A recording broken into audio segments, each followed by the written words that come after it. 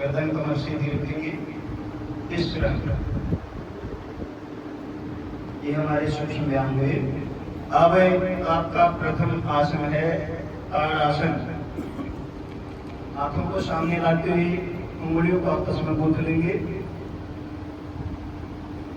श्वास भरते हुए हाथों को ऊपर तान दे, एड़ियों को उठा दे। आपके शरीर का पूरा वजन आपके अंगूठों के ऊपर, नजरें सामने किसी एक बिंदु पर केंद्रित। विश्राम।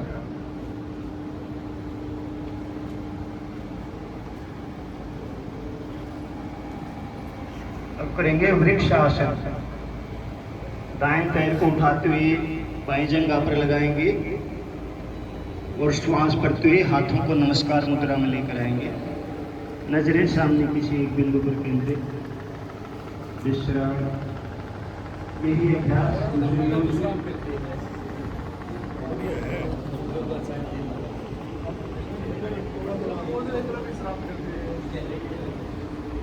विश्राम। आराम से करवाओ जी।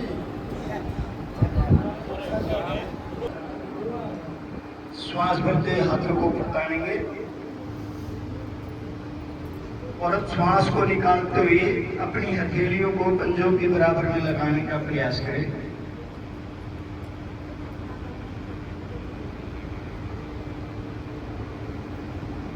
विश्राम।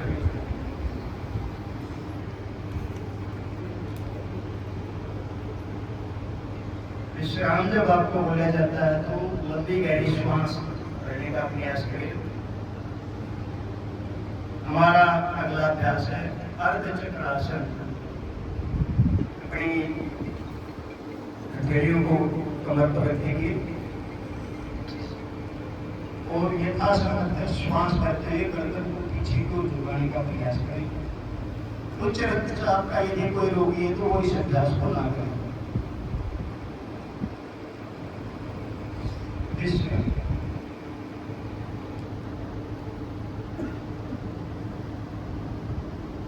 अब हमारा अगला अभ्यास है त्रिकोणासन। अपने पैरों को खोल लेंगे सामर्थ्य के अनुसार।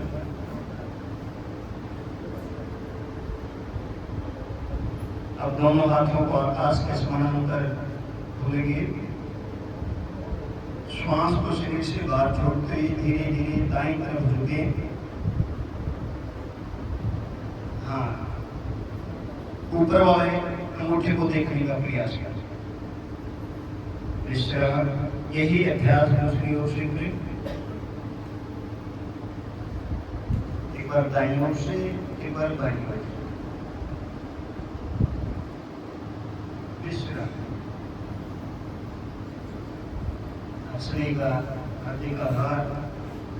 हमारे खड़े होकर करने वाले आसन पूर्ण में अब सभी बैठ जाएंगे अपने स्थान पर।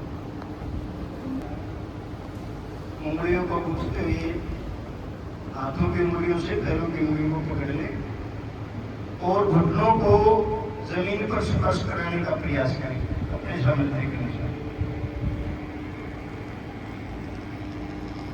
गर्दन कमर सीधी, घुटनों को जमीन से स्पर्श कराने का प्रयास करें। विश्राम। हमारा अगला अभ्यास है वज्रासन। पाचन तंत्र के लिए सभी को पता है, आपकी एड़ियां खुली हुई, अंगूठे हिले हुई, गर्दन कमर से केवल मात्र ये एहसास है इसको खाना खाने विश्राम करने से। अर्धपुष्टासन। वज्रासन में बैठे ध्यान का घुटने के बल खड़े हो जाएंगे। अपनी हथेलियों को पीछे नितंबों पर रखेंगे और यथासामर्थ्य श्वास करते हुए शरीर को पीछे की ओर झुका देंगे। उच्च रक्तचाप के कोई रोगी है तो वो इस अभ्यास को ना करें।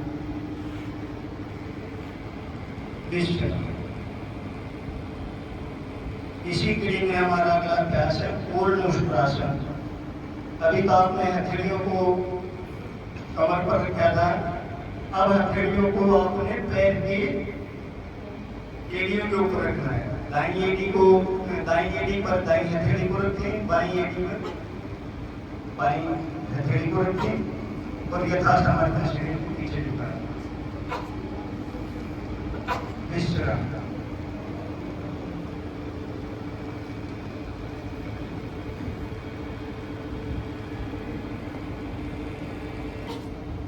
और दोनों हाथ रखते हुए आगे तक शरीर को फैला देंगे, जिससे आपकी ठोड़ी या छाती जमीन को स्पर्श करेगी।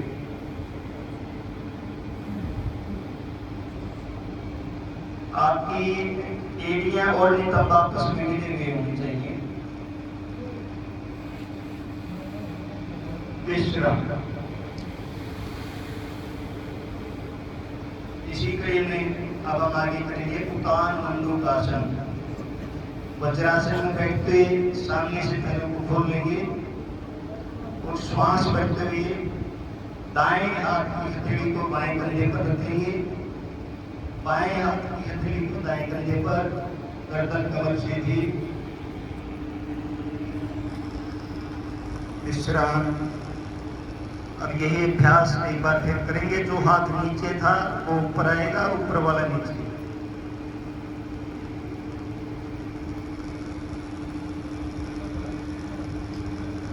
विश्राम।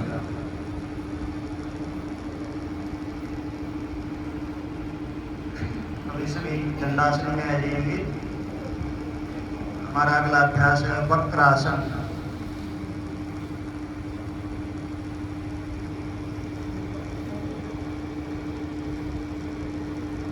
दाएं पैर के घुटने को मोड़ते हुए दाएं पंजे को बाएं घुटने के पास रखेंगे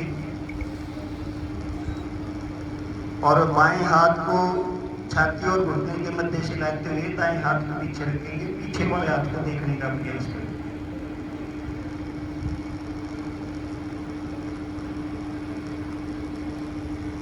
विश्राम।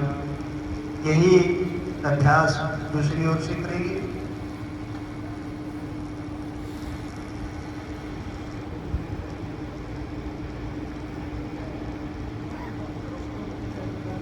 विश्राम। हमारे बैठ कर करने वाले आसन पढ़ेंगे। अब लेट जाएंगे सभी पेट के बल। मकरासन। पेट के बल लेट जाएंगे, ऊपर के बल।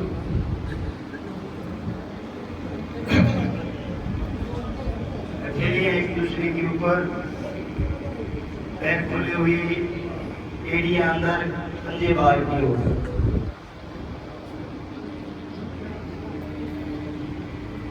पैरों के अंदर कंधे के समान अंतर करें, कंधे बाहर की ओर।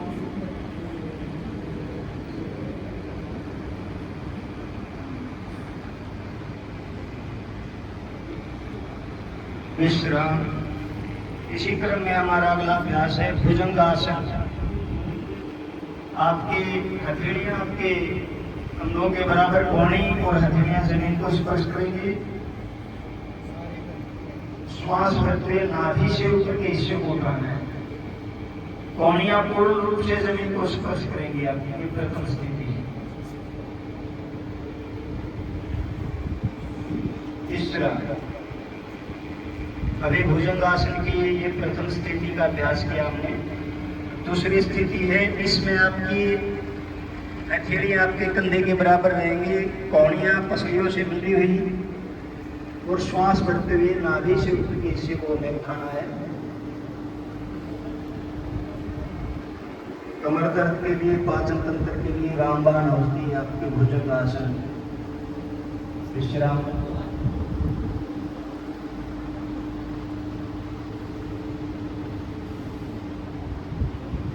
नंबर वन की व्याधि है, 1, 2, 3 तक की कोई भी व्याधि है तो उसको ठीक करने में बेहद ही लाभदायक आसन है भुजंगासन।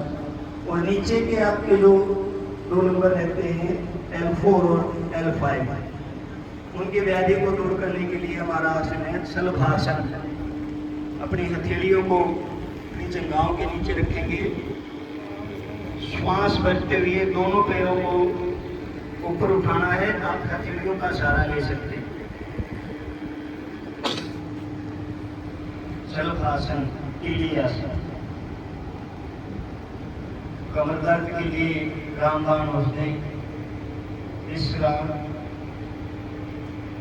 विश्राम जब आपको बोला जाता है तो कृपया लंबी गहरी श्वास भरने का प्रयास करें। आपकी नाभि तक आपका प्राण पहुंचना चाहिए।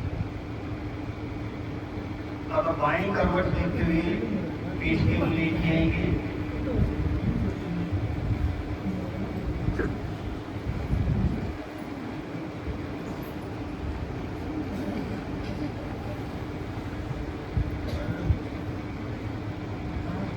अपने घुटनों को मोड़ते हुए एड़ियों को नितंबों के पास लेकर आए।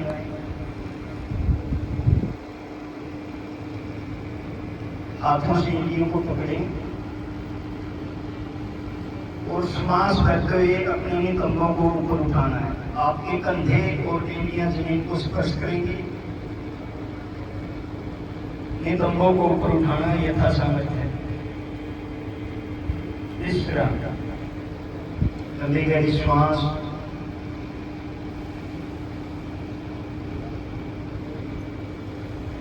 इसी क्रम में हमारा अगला अभ्यास है उतान पादासन।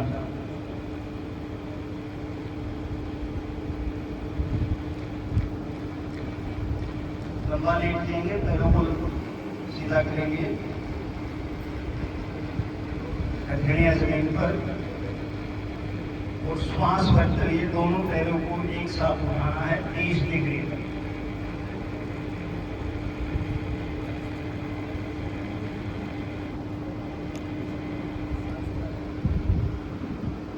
विश्राम धीरे धीरे रखेंगे। विश्राम करेंगे सभी। पैरों को नीचे लेकर आएंगे। हमारा अगला अभ्यास है अर्ध हलासन। अभी हमने पैरों को 30 डिग्री तक उठाया था। श्वास भरते हुए पैरों को 90 डिग्री तक उठाएंगे। अंगूठे छाती को झुके हुए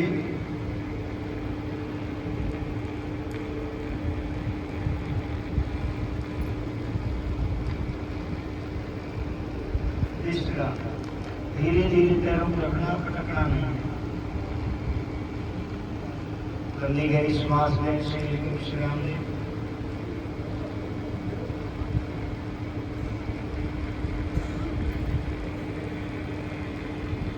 अब करेंगे पवन मुक्तासन। श्वास को बाहर निकालते हुए घुटनों को छाती से लगाएं और उंगलियों का आपस में गुथते हुए घुटनों के ऊपर से हाथों से पकड़ लें। अब ठुड्डी को घुटनों से लगाने का प्रयास करें। यदि सर्वाइकल का कोई रोगी है तो वो गर्दन को ऊपर ना उठाए। बात रोगों के लिए अति उत्तम होती है पवन मुक्तासन। विश्राम करेंगे सभी। लंबी गहरी श्वास। और अब हमारा अंतिम अभ्यास है शवासन। शरीर को बिल्कुल ढीला छोड़ते हैं। पैर खुले हुए, कंधे के समान पैरों में अंदर, एड़ियां अंदर की ओर, पंजे बाहर की ओर, हथेलियां आसमान की ओर। लंबी गहरी श्वास भरें। आपकी नाभि तक आपका प्राण पहुंचना चाहिए।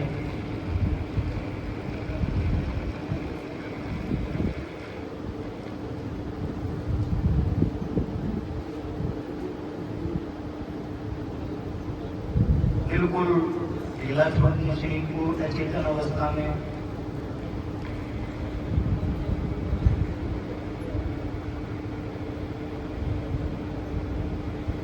हमारे शरीर के किसी अंग में यदि पीड़ा महसूस कर रहे हैं तो श्वास, लंबी गहरी श्वास भरने के बाद उसी अंग पर ध्यान केंद्रित करें। 2 से 3 बार ये करें। आप देखेंगे कि चमत्कारिक रूप से आपकी पीड़ा समाप्त हो जाएगी। यही प्राण चिकित्सा का लाभ है।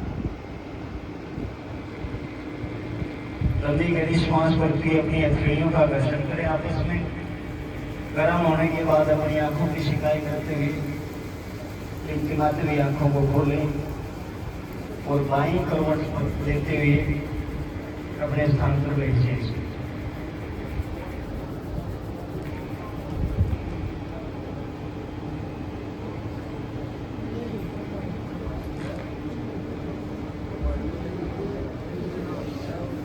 आपके आसनों का सफर समाप्त हुआ।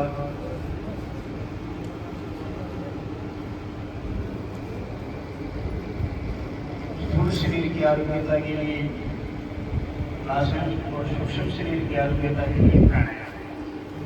जो प्रथम करेंगे कपालभाति शुद्धि की क्रिया है। श्वास को हमें बाहर फेंकना है, इससे पेट में आकुंचन होगा। सभी 20-20 स्ट्रोक लगाएंगे। 1 सेकेंड के अंदर 1 स्ट्रोक।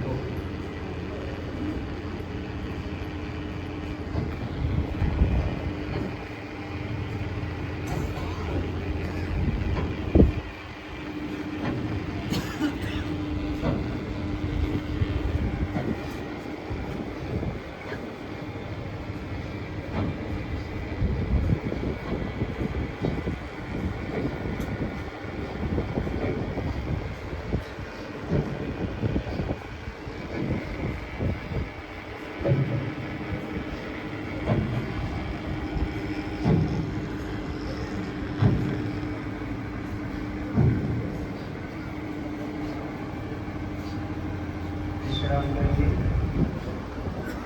लंबी गहरी श्वास।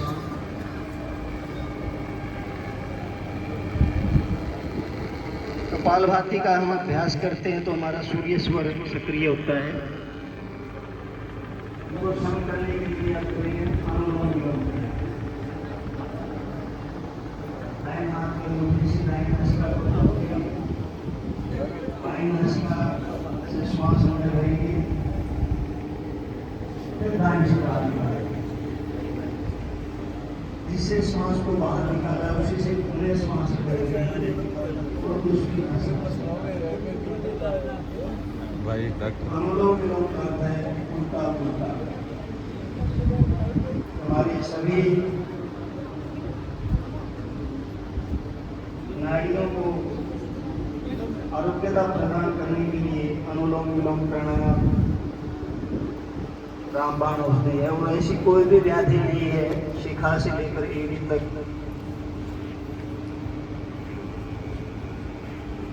जो अनुलोम विलोम से ठीक ना हो। संपूर्ण शरीर का ऑक्सीकरण होता है आपके अनुलोम विलोम से।